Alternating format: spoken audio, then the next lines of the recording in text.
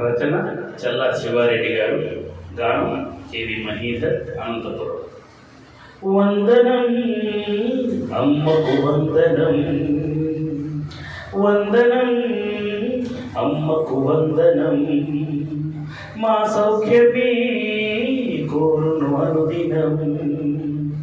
రేగి పవలు శ్రమ పడుతున్న అమ్మకు పాదాభివందనం, పాదాభివందనం, పాదాభివందనం, పాదాభివందనం.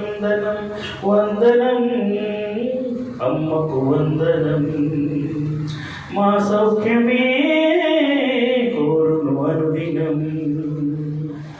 తన పిల్లలే తన లోకమని, వారే తన ప్రాణమని, ఇంట్లో సంపద లేకున్నా ఒంట్లో